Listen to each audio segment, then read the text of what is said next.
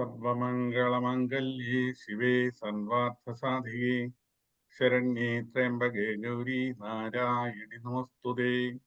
അമ്മേ നാരായണ, ദേവി നാരായണ, ലക്ഷ്മി നാരായണ, ഭദ്രേ നാരായണ. എല്ലാവർക്കും സസ്നേഹ പ്രണാമം. കൃഷ്ണമന്ദിർ നയിക്കുന്ന ലളിത സഹസ്രനാമ പഠന ക്ലാസ് ആരംഭിക്കുകയാണ്. നമ്മളുടെ ക്ലാസ് നയിക്കുന്നത് നമ്മളുടെ പ്രിയങ്കരനായ ശ്രീ ശ്രീനിവാസൻ പന്തലിങ്കലാണ്. ക്ലാസ് നയിക്കുന്നതിന് മാഷിനെ സ്നേഹാദരപൂർവ്വം സ്വാഗതം ചെയ്യുന്നു. നമസ്തേ മാഷെ. നമസ്കാരം. നമസ്തേ തിരുമേനി. നമസ്കാരം. എല്ലാവർക്കും നമസ്കാരം. ഓം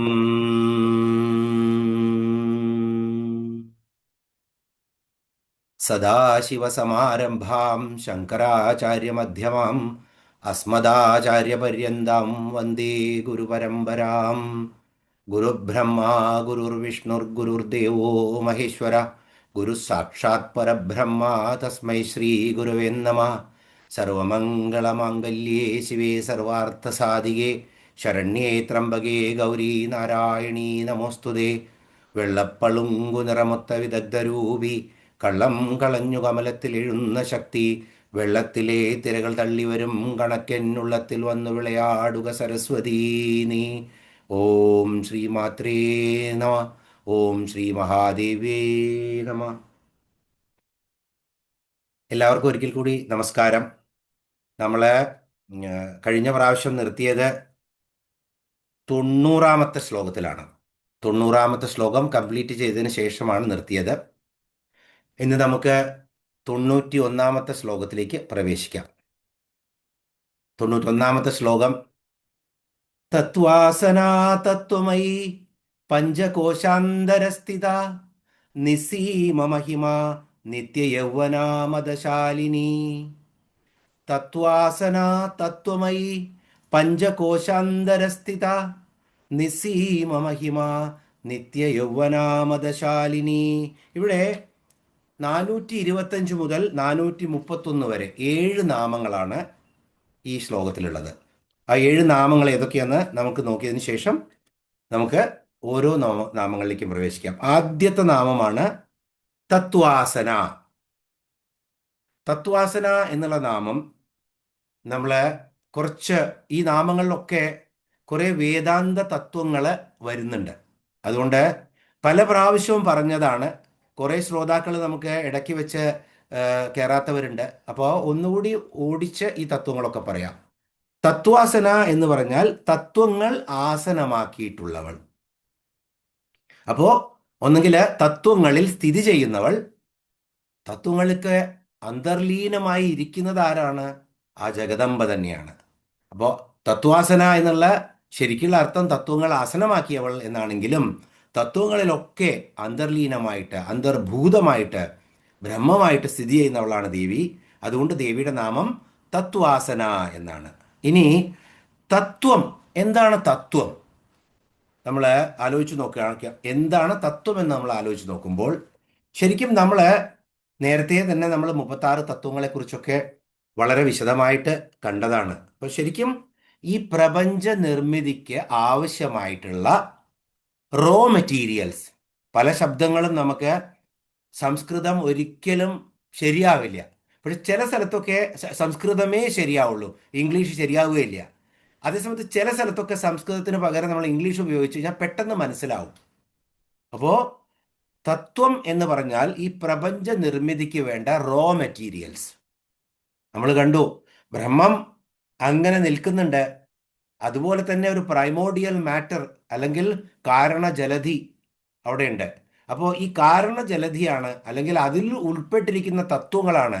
അത് ബ്രഹ്മത്തിൽ നിന്നും വേറിട്ട് പ്രപഞ്ച നിർമ്മിതിയായി മാറുമ്പോൾ എന്തൊക്കെ വേണോ അതൊക്കെ കൂടിയിട്ടുള്ള ആ തത്വങ്ങളാണ്, ആ റോ മെറ്റീരിയൽസിനെയാണ് പൊതുവെ തത്വങ്ങൾ എന്ന് പറയുന്നത്.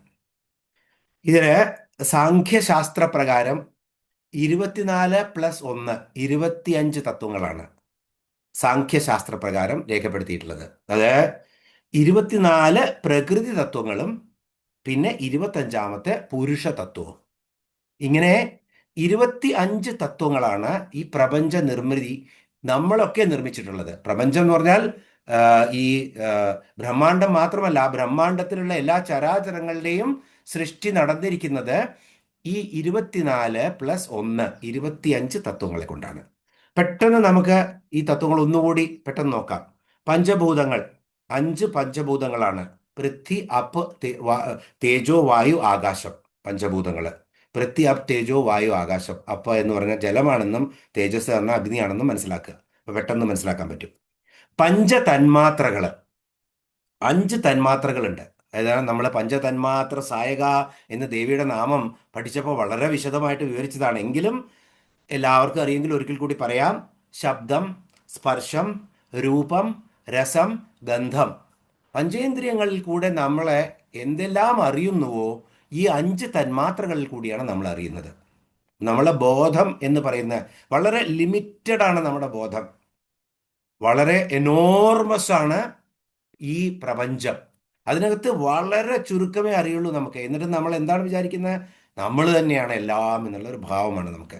അപ്പോൾ ഈ പഞ്ചഭൂതങ്ങൾ കൂടെ ഉണ്ടായിട്ടുള്ള ആ പഞ്ചതന്മാത്രകള് ഈ ശബ്ദം, സ്പർശം, രൂപം, രസം, ഗന്ധം ഇത്യാദി തന്മാത്രകളിലൂടെയാണ് നമ്മൾ അനുഭവിച്ചറിയുന്നത്. കഴിഞ്ഞ നാമം പറഞ്ഞപ്പോഴും ഇതൊക്കെ വിശദീകരിച്ചായിരുന്നു. പിന്നെയുള്ളത് എന്താണ്? ഇതെല്ലാം കൂടി എവിടേക്ക് വരും? 5 ജ്ഞാനേന്ദ്രിയങ്ങളിൽ വരും. 5 ജ്ഞാനേന്ദ്രിയങ്ങൾ കൂടെയാണ് പഞ്ചതന്മാത്രകൾ നമ്മൾക്ക് അനുഭവമായി തീരുന്നത്. അത് കണ്ണ്, മൂക്ക്, ചെവി, നാക്ക്, ത്വക്ക്, അങ്ങനെ 5 ജ്ഞാനേന്ദ്രിയങ്ങൾ. ഇപ്പൊ എത്രയായി? പഞ്ചഭൂതങ്ങള്, പഞ്ചതന്മാത്രകള്, പഞ്ച ജ്ഞാനേന്ദ്രിയങ്ങള് 15 എണ്ണമായി. ഇനിയോ 5 കർമ്മേന്ദ്രിയങ്ങളുണ്ട്. ഇപ്പൊ മനുഷ്യനാണെങ്കിലും ആരാണെങ്കിലും കൈകാലുകള്. അപ്പൊ നമുക്ക് അതിനെ ഓരോന്നിനെയും വീണ്ടും റിപ്പീറ്റ് ചെയ്ത് പറയാതെ ശരിക്കും 2 കൈകളും 2 കാലുകളുമായിട്ട് 4 കൈകാലുകളായിട്ട് എടുക്കാം. അതുപോലെ തന്നെ ഉപസ്ഥം എന്ന് വെച്ച് കഴിഞ്ഞാൽ പ്രജനനത്തിന് ഉപയോഗിക്കുന്ന ഇന്ദ്രിയം. ഇങ്ങനെ 5 കർമ്മേന്ദ്രിയങ്ങളിൽ കൂടെയാണ് നമ്മൾ ഈ കിട്ടിയിട്ടുള്ള ജ്ഞാനങ്ങളൊക്കെ പ്രവൃത്തിയിലേക്ക് പോകുന്നത്, അല്ലേ? നമ്മൾ കഴിഞ്ഞ ദിവസത്തെ ക്ലാസ്സിലെ ശ്ലോകം വിവരിച്ചപ്പോഴും നമ്മളിതൊക്കെ ദേവിയുടെ രൂപങ്ങളെക്കുറിച്ച് പഠിച്ചപ്പോൾ ആദ്യം ജ്ഞാനസ്വരൂപിണിയാണ് ദേവി, അത് കഴിഞ്ഞ് ശക്തിസ്വരൂപിണിയാണ്, ക്രിയാസ്വരൂപിണിയാണ് എന്നൊക്കെ കണ്ടു. അപ്പോൾ ക്രിയകളായി മാറുന്നത് ഈ 5 കർമ്മേന്ദ്രിയങ്ങളിൽ കൂടെയാണ്. ഇനിയോ 4 അന്ധകരണങ്ങളുണ്ട്. ഏതൊക്കെയാണ് അന്ധകരണങ്ങൾ? മനസ്സ്, ബുദ്ധി, അഹങ്കാരം, ചിത്തം. ഇവിടെയാണ് വീണ്ടും വീണ്ടും നമ്മൾ ഉപയോഗിക്കുന്ന ശ്ലോകം മനോബുദ്ധി അഹങ്കാര ചിത്താനിനാഹം. ഇതൊന്നുമല്ല ഞാൻ, പിന്നെന്താണ്? ആ തേജസ്സാണ് ഞാൻ, ആ ശിവോഹമാണ് ഞാൻ. അപ്പോൾ ഈ എല്ലാം കൂടി പ്രോസസ്സ് ചെയ്ത് അവസാനത്തിൽ വരുന്നത് എവിടേക്കാണ്? പഞ്ചഭൂതങ്ങളും പഞ്ചതന്മാത്രകളും ജ്ഞാനേന്ദ്രിയങ്ങളും കർമ്മേന്ദ്രിയങ്ങളും ഒക്കെ കൂടിച്ചേർന്നിട്ട് പിന്നെ വരുന്നതൊക്കെ അതിൻ്റെയൊക്കെ പ്രോസസ്സ് നടക്കുന്നതാണ് മനസ്സ്, ബുദ്ധി, അഹങ്കാരം, ചിത്തം. ഇതൊക്കെയുള്ള ആ 4 അന്ധകരണങ്ങൾ. ഇങ്ങനെ ഇതും ഈശ്വരൻ എന്ന് പറഞ്ഞാൽ ശരിക്കും ഇവിടെ ആരാണ് പറയുന്നത്? പ്രകൃതി ആൻഡ് പുരുഷൻ. 24 തത്വങ്ങൾ പ്രകൃതിയും 25ാമത്തെ തത്വം പുരുഷനുമാണ്, ആ ബ്രഹ്മം. അത് കൂടിച്ചേരുമ്പോഴാണ് എന്തുണ്ടാവുന്നത്? ഈ ബ്രഹ്മാണ്ട രൂപം ഉണ്ടാവുന്നത്. അപ്പൊ അതാണ് തത്വം എന്ന സാഖ്യയോഗ പ്രകാരം അല്ലെങ്കിൽ സാഖ്യശാസ്ത്രപ്രകാരം പറയുന്നത്. ഇനി ശാക്തേയ തന്ത്രം അനുസരിച്ച് തത്വങ്ങൾ എത്രയാണ്? നമ്മൾ പഠിച്ചതാണ് 36 തത്വങ്ങളാണ്. 35 തത്വങ്ങളും അതിൻ്റെ കൂടെ ഒരു ശിവതത്വവും. അപ്പോൾ 35 നമ്മൾ ആദ്യം കണ്ടു എത്ര തത്വങ്ങള്? ആദ്യം നമ്മളപ്പോൾ 24 തത്വങ്ങൾ കണ്ടു. ഇനി 24 തത്വങ്ങളില് 7 മായാ തത്വങ്ങളും 5 ശിവതത്വങ്ങളും കൂടിക്കഴിഞ്ഞാൽ 24+7+5 അപ്പൊ എത്ര തത്വമായി? 36 തത്വമായി. 35+1 36 ശിവതത്വം കൂടുമ്പോൾ. അപ്പോ ശരിക്കും ഇവിടെ തുടങ്ങുന്നത് എവിടെയാണ്? പഞ്ചഭൂതങ്ങളിൽ നിന്ന്. പഞ്ചഭൂതങ്ങളിൽ ആദ്യത്തെ തത്വം എന്താണ്? പൃഥ്വി. അപ്പൊ പൃഥ്വി മുതൽ ലാസ്റ്റിലേതാണ്? ശിവതത്വം, ശിവൻ. പൃഥ്വി മുതൽ ശിവൻ വരെയുള്ള 36 തത്വങ്ങളാണ്. നമ്മൾ വളരെ കൃത്യമായിട്ട് ഇത് ദേവിയുടെ കുങ്കുമക്കുറിയെ കുറിച്ച് പഠിച്ചപ്പോൾ വളരെ വിശദമായി പറഞ്ഞതാണ്. പൃഥ്വി റെപ്രസെന്റ് ചെയ്യുന്നത് ചുണ്ണാമ്പാണ്. അതുപോലെ തന്നെ മഞ്ഞളാണ്. കാരണം പൃഥ്വിയുടെ നിറം മഞ്ഞ നിറമാണ്. പൃഥ്വിയെ റെപ്രസെന്റ് ചെയ്യുന്നത് മഞ്ഞളാണ്. ശിവതത്വം വെളുപ്പാണ്. അതിനെ റെപ്രസെന്റ് ചെയ്യുന്നത് ചുണ്ണാമ്പാണ്. ഇത് രണ്ടും കൂടി കലർത്തുമ്പോഴാണ് കുങ്കുമവർണ്ണം കിട്ടുന്നത്. ആ കുങ്കുമമാണ് കുങ്കുമ കുറിയായി ഉപയോഗിക്കുന്ന, അല്ലെങ്കിൽ കുങ്കുമ ഗുരുതിക്കൊക്കെ ഉപയോഗിക്കുന്ന ദേവിയുടെ. അപ്പൊ ശരിക്കും അത് എന്തിന്റെ സിമ്പലാണ്? കുങ്കുമവർണ്ണം എന്തിന്റെ സിമ്പലാണ്?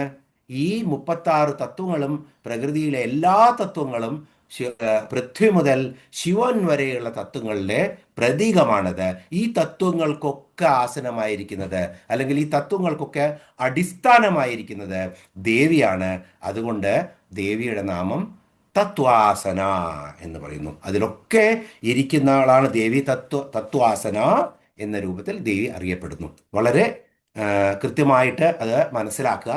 തത്വാസന എന്ന് പറഞ്ഞാൽ എല്ലാ തത്വങ്ങളിലും, പ്രപഞ്ച നിർമ്മിതിക്കായിട്ടുള്ള ഇപ്പോൾ സാഖ്യശാസ്ത്ര പ്രകാരമുള്ള 24 തത്വങ്ങളാണെങ്കിലും 25 തത്വങ്ങളാണെങ്കിലും, അതുപോലെ തന്നെ ശാക്തേയത്തിലുള്ള 36 തത്വങ്ങളാണെങ്കിലും, ആ തത്വങ്ങൾക്കൊക്കെ അടിസ്ഥാനം ദേവിയാണ്.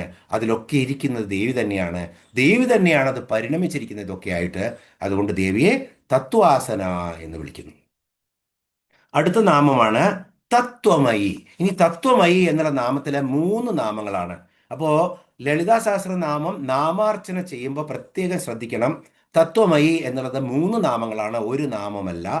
തത് എന്നുള്ളത് ഒരു നാമമാണ്. അത് നമ്മൾ എങ്ങനെയാണ്? അത് ഓം തസ്മൈ നമ എന്നാണ് അപ്പോൾ ദേവിയെ വിളിക്കുക. അത് കഴിഞ്ഞാൽ അടുത്തത് ത്വം എന്നുള്ളതാണ്. തത്വം എന്നുള്ള ത്വം, ത്വം എന്നുള്ളതിന് തുഭ്യം നമഃ, ഓം തുഭ്യം നമഃ എന്ന് പറഞ്ഞിട്ടാണ് അർച്ചന ചെയ്യുക. അവസാനത്തെ നാമമാണ് ഐ എന്നുള്ളത്. അപ്പൊ അങ്ങനെ 3 നാമങ്ങൾ കൂടിയതാണ് തത്വമയി എന്നുള്ളതിലത്തെ നാമം. തത് ത്വം ഐ. അത് വായിക്കുമ്പോൾ ആ 3 നാമങ്ങൾ മനസ്സിൽ ഓർമ്മ വരണം. ആദ്യം നമ്മൾക്ക് 425 നാമം തത് എന്നുള്ളത് നോക്കാം. തത് എന്ന് പറഞ്ഞാൽ ഇംഗ്ലീഷിൽ ദാറ്റ്, അത് എന്ന് പറയും. അത് വളരെ റോ ആയിട്ടുള്ള ഒരു ഡെഫിനിഷനാണ്. വളരെ വളരെ റോ, വളരെ ബേസിക് ആയിട്ടുള്ള ഡെഫിനിഷനാണ്. തത് എന്ന് പറഞ്ഞാൽ തത്വമസി എന്ന് പറയുന്ന തതാണ്. ആ ബ്രഹ്മത്തെ കുറിക്കുന്ന വാക്കാണ് തത്ത്. അത് നീയാകുന്നു എന്നാണ് തത്വമസി എന്ന് പറയുന്നതിന്റെ അർത്ഥം. അപ്പോ തത് എന്ന് പറഞ്ഞാൽ മലയാളത്തിലുള്ള അത് എന്നുള്ളത് വളരെ റോ ആണ്. പക്ഷെ ശരിക്കും നമ്മൾ പറയുമ്പോൾ അത് തന്നെയാണ് അത് എന്നാണ് അർത്ഥം. ഇനിയോ ശരിക്കും എന്താണത്? ദാർശനിക ചിന്തകന്മാരുടെയും ഋഷിവര്യന്മാരുടെയും യോഗികളുടെയും ഒക്കെ നിരന്തരമായ അന്വേഷണം ഇപ്പോഴും അന്വേഷിച്ചുകൊണ്ടിരിക്കുകയാണ്. ഇപ്പോഴും പലരും ചോദിക്കും എന്താണത്, എവിടുന്നുണ്ടായി? പല ശാസ്ത്രങ്ങളും നമ്മൾ പറയുമ്പോൾ അവസാനമില്ല ഒന്നിനും. അതുകൊണ്ടാണ് നമ്മൾ സനാതന ധർമ്മത്തിലേക്ക് എല്ലാ നിരീശ്വരവാദികളും ഒക്കെ അവസാനം വരുന്നത് എന്താണ്? പേടിച്ചിട്ടോ അല്ലെങ്കിൽ മരണഭയം കൊണ്ടോ ഒന്നുമല്ല. അവർക്ക് അന്വേഷിച്ച് അവർക്ക് ഒന്നും കണ്ടെത്താൻ പറ്റില്ല. ബ്രഹ്മാവ് അന്വേഷിച്ചിട്ടും മാർക്കണ്ഡേയൻ അന്വേഷിച്ചിട്ട് മായ മുഴുവൻ കണ്ട് എനിക്കിത് മതി ഭഗവാനെ എന്ന് പറഞ്ഞ് വീണ്ടും തിരിച്ചെത്തിയ ഭാഗവത കഥയൊക്കെ നമുക്ക് അവസാനം അറിയാം. അപ്പോൾ ഇത് എത്ര അന്വേഷിച്ചാലും തീരില്ല. ആ അന്വേഷണത്തിന്റെ അവസാനം എവിടെയാണ്? തത്, അതാണ്. അപ്പോൾ മനസ്സിനും വാക്കിനും അതീതമാണ് ഈ തത്. അതാണ് തത്. അപ്പോൾ നമുക്ക് കോംപ്രഹെൻഡ് ചെയ്യാൻ പറ്റില്ല. അതുകൊണ്ട് നമ്മൾ അതിനെ എന്താണ് എന്നറിയാതെ നമ്മൾ ഈ ബ്രഹ്മം തന്നെയാണ് എന്ന് പറഞ്ഞ് നിർത്തുന്നു. അതാണ് ചിലർ ഒന്നും അറിയാതെ മിഴിച്ചു നിൽക്കുന്നവരെ എന്താ നീ പരബ്രഹ്മം കണ്ടു നിൽക്കുകയാണോ എന്ന് ചോദിക്കും, അല്ലേ? അപ്പോൾ പരബ്രഹ്മം എന്ന് പറഞ്ഞു കഴിഞ്ഞാൽ അത് തന്നെയാണ്. നിങ്ങൾ കാണാത്തൊരു സാധനം അത് കാണുന്നു എന്നുള്ളതാണ്. അപ്പോൾ നമ്മുടെ വാക്കിനോ ബുദ്ധിക്കോ അതുപോലെ തന്നെ മനസ്സിനോ ഒന്നും കോംപ്രഹെൻഡ് ചെയ്യാൻ പറ്റാത്തതാണ് തത്. അത് നിരന്തരമായിട്ടുള്ള മനനം. അത് അറിഞ്ഞു കഴിഞ്ഞാൽ, അറിയാനേ പറ്റുള്ളൂ. അതെന്താണെന്ന് പറയാൻ ഒരിക്കലും പറ്റില്ല. അത് അറിഞ്ഞു കഴിഞ്ഞാലാണ് ബ്രഹ്മവിദ്യയുടെ ജ്ഞാനം കിട്ടി എന്ന് പറയും, അല്ലെങ്കിൽ ബ്രഹ്മജ്ഞാനം കിട്ടി എന്ന് പറയുന്നതാണ്. അപ്പോൾ നമുക്കറിയാം, അത് കുളാമൃതകരസിക ഇതിൻ്റെ അടുത്തുള്ള നാമങ്ങൾ വരുമ്പോൾ നമുക്കറിയാം, അതിനെക്കുറിച്ച് വീണ്ടും പറയാം. അപ്പോൾ അതാണ് ഈ തദ് എന്ന് പറയുന്നത്. ഓം തസ്മൈ നമ എന്ന് പറഞ്ഞ് നമസ്കരിക്കുന്ന നാമം. ഇവിടെ ഏകോ നൈക സവക്കും യത്തത് പദമനുത്തമം എന്ന് നമ്മുടെ വിഷ്ണു സഹസ്രനാമത്തിൽ പറഞ്ഞിട്ടുണ്ട്. ഏകോ നൈക സർവക്കും യത്തത് പദമനുത്തമം, യത് തദ് പദമനുത്തമം. അവിടെ എന്താ പറഞ്ഞു വെച്ചിരിക്കുന്നത്? യത് തദ് പദമനുത്തമം. അവിടെ തദ് എന്ന് പറയുന്നത് എന്താണ് പറഞ്ഞിരിക്കുന്നത്? വിഷ്ണു സഹസ്രനാമത്തിലെ ബ്രഹ്മമായിട്ടാണ് അതിനെ പറഞ്ഞിരിക്കുന്നത്. അപ്പോൾ ഇവിടെ തത് എന്ന് പറഞ്ഞു കഴിഞ്ഞാൽ ആ ബ്രഹ്മം തന്നെയാണ്.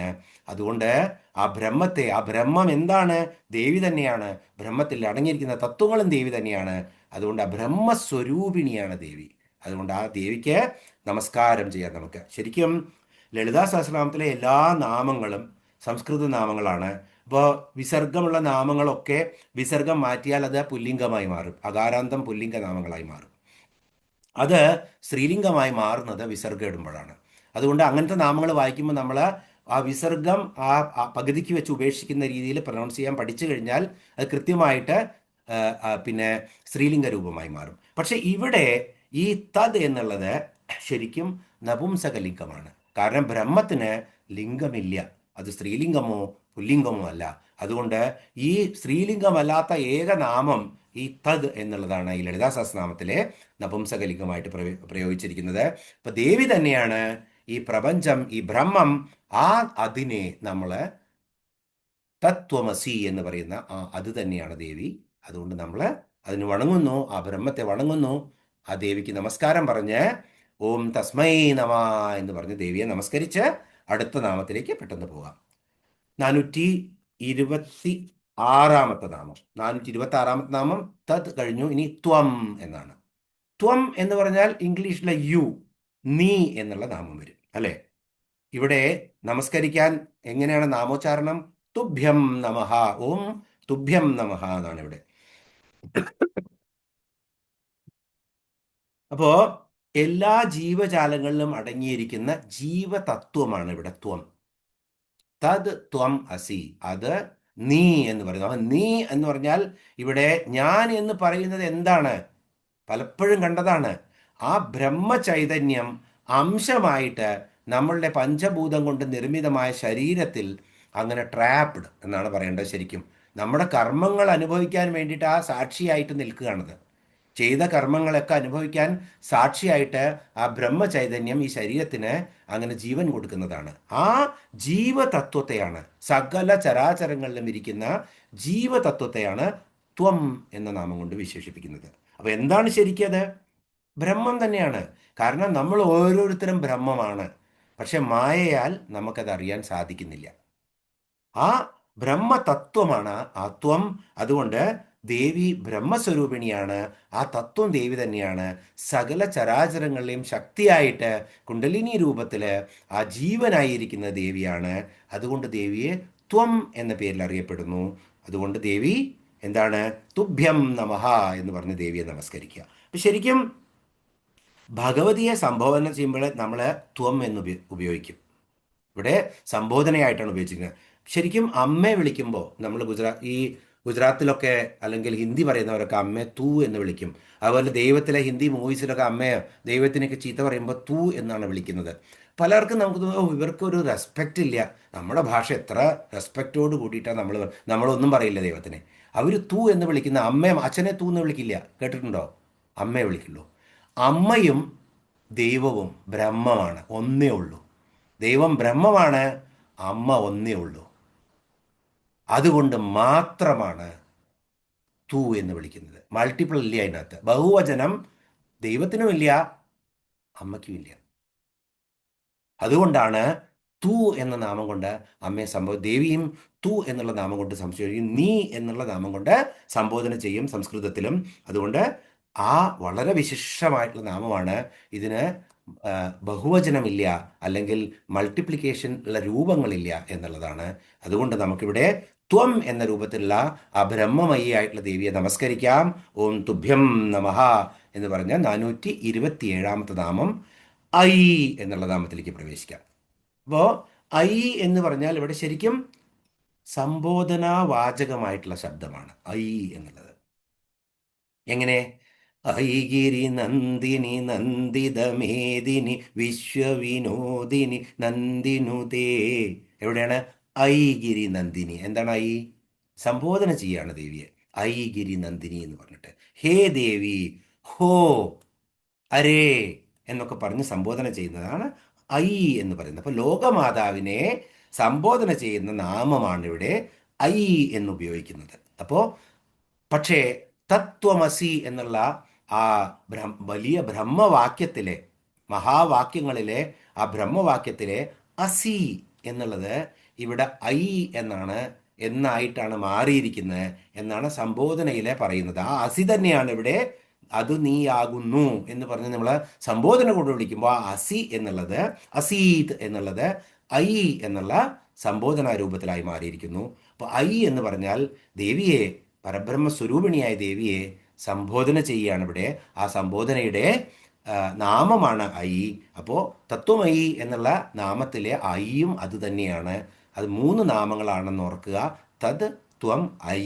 അങ്ങനെ ആ ദേവിയെ, ഐയെ നമുക്ക് നമസ്കരിച്ച്, ദേവിയെ സംബോധന ചെയ്ത് നമസ്കരിച്ച് നമുക്കിവിടെ ഈ നാമം അവസാനിപ്പിക്കാം. 427ാമത്തെ നാമം. ഇനി 428ാമത്തെ നാമമാണ് പഞ്ചകോശാന്തരസ്ഥിത. ഇതും വളരെ പ്രാവശ്യം ചർച്ച ചെയ്തിട്ടുള്ള നാമമാണ്. പഞ്ചകോശങ്ങൾ, പഞ്ചതന്മാത്രകളെ പോലെ തന്നെ പഞ്ചകോശങ്ങളും നമ്മൾ പല പ്രാവശ്യവും ചർച്ച ചെയ്തിട്ടുള്ളതാണ്. അപ്പോൾ എങ്കിലും പഞ്ചകോശാന്തരസ്ഥിത, പഞ്ചകോശങ്ങളുടെയും മധ്യത്തിൽ സ്ഥിതി ചെയ്യുന്നവളാണ് ദേവി. അപ്പം എന്താണ് കോശം എന്ന് പറഞ്ഞാൽ? ശരിക്കും മറ അല്ലെങ്കിൽ ഉറ എന്നൊക്കെയാണ്. ഇപ്പം നമ്മൾ കോശം എന്ന് പറഞ്ഞാൽ ഇപ്പോൾ കോശത്തിൻ്റെ ഉള്ളിൽ പിന്നെ ന്യൂട്രോൺ ഉണ്ട്, അതുപോലെ പ്രോട്ടോൺ ഉണ്ട്, ഇലക്ട്രോൺ ഉണ്ട്. അതിനൊക്കെ ആവരണം ചെയ്തിരിക്കുന്ന കവറാണ് കോശം എന്ന് പറയുന്നത്, സെൽ എന്ന് പറയുന്നത്. അപ്പോൾ ശരിക്കും സെല്ല് എന്ന് പറഞ്ഞാൽ ഒരു കവറാണത്, അതിൻ്റെ ഉള്ളിൽ എന്തോ ഉണ്ട്. അതാണ് ഉറയിലിടുന്ന വാളിനെ കോശം എന്നാണ് പറഞ്ഞിരുന്നത്. അപ്പോൾ മറ, ഉറ എന്നൊക്കെയാണ് കോശം എന്ന് പറഞ്ഞാൽ അർത്ഥം. ഇങ്ങനെ പഞ്ചകോശങ്ങളുടെയും മധ്യത്തിൽ സ്ഥിതി ചെയ്യുന്നവളാണ്. എന്താണ് പഞ്ചകോശം? ഒന്ന് നമുക്ക് ശ്രദ്ധിക്കാം. ശരിക്കും നമ്മൾ ഇതും വേദാന്തമാണ്, വേദാന്ത തത്വമാണ്. അന്നമയ കോശം, പ്രാണമയ കോശം, മനോമയ കോശം, വിജ്ഞാനമയ കോശം, ആനന്ദമയ കോശം. ഇങ്ങനെ 5 കോശങ്ങളാലാണ് ഈ പ്രപഞ്ചത്തിലെ എല്ലാ ശരീരങ്ങളും, നമ്മുടെ ശരീരം, മനുഷ്യ ശരീരത്തെ എടുക്കാൻ നമുക്ക് നിർമ്മിക്കപ്പെട്ടിരിക്കുന്നത്. അപ്പോൾ അന്നമയ കോശം ശരിക്കും എന്താണ്? അന്നം. അന്നം എന്ന് പറഞ്ഞാൽ ശരീരത്തെ പോഷിപ്പിക്കുന്നതാണ്. ഈ ജീവൻ കിട്ടിയിട്ടുള്ള ഈ ശരീരത്തെ, ആ സ്ഥൂല ശരീരത്തെ പോഷിപ്പിക്കാനുള്ളതാണ് എന്ത്? അന്നം.